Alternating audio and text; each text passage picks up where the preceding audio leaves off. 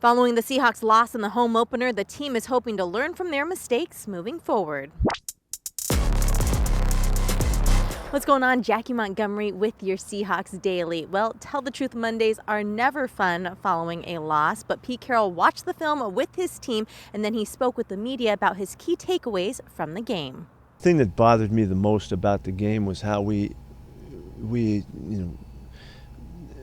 failed to make the good decisions at the time of the end of the play, and we gave them 75 yards and 5 penalties, 5 major penalties, and that was really disruptive in the game. We had slugged it out throughout, and those changes in the field position, it just disrupted the flow of the game for us, and it made us adjust the momentum that we would build, and big play, and then here we go, we stop them, and now they get the ball first down again, on a third down, couple plays. It was really obvious that the rest of the game was just a slugfest for us on defense, and offensively, what was obvious is that we never really found the rhythm because we scored so quickly in the first half. When we needed the running game that needed to be developed during the course of the game, we didn't have it, and so we just didn't finish the game the way I would love to have finished that thing, because we had a chance to hold it and work the football, and so all of those things that kind of seemed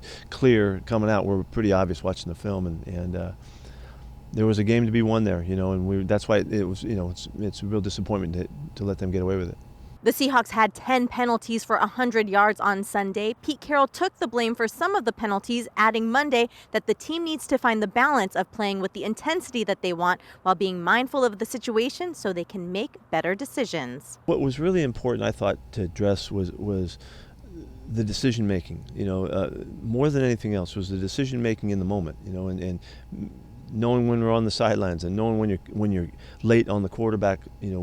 Where you have to make the right choice of how to make your contact, and sometimes it's just so split second that they can falter, and that's both of the ones that we had were just bang bang hits, and we have to get our head out of the hit, and we didn't get it done either time. That's not a new emphasis for us, but we just have to emphasize the conscience that it takes, that has to override the moment, and the conscience of you're performing for your team, and these are the rules, and here's how they call it, and the discipline that it takes to get out of those situations, carefully. Last week we had a couple plays on the quarterback at the Colts.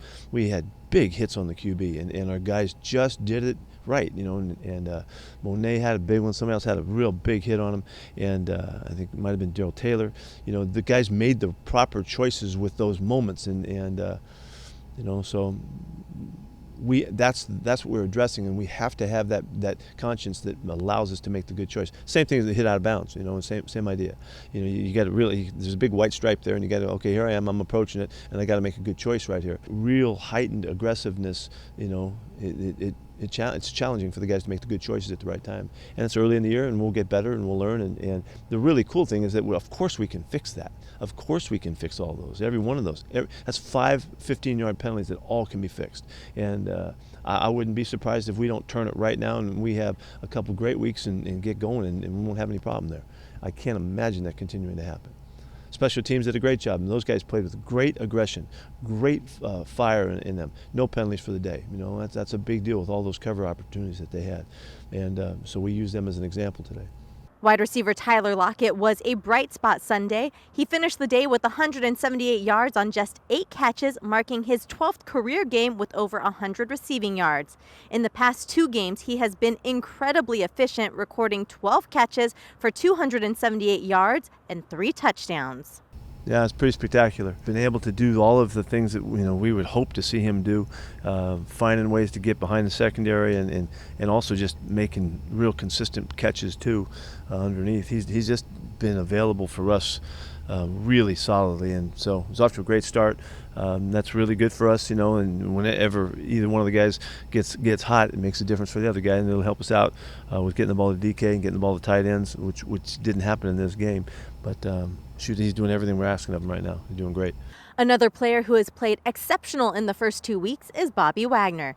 The 10-year veteran led the team in tackles each of the first 2 games. With 20 tackles on Sunday, he broke his own franchise record for most tackles in a single game. Yeah, he's off to a great start. Been extremely active Yesterday's game, he had 40 runs to deal with, so he's going to be involved in that for sure. But he did a nice job in the passing game. He's just playing really good. He's really on his game, and he's handling everything really well so far. He's doing great. Well, I'm sure the players would like to get back on the field so they can put Sunday behind them, but they do have Tuesday off. They'll be back on the field on Wednesday to start preparing for their next matchup as they head on the road to take on the 0-2 Minnesota Vikings.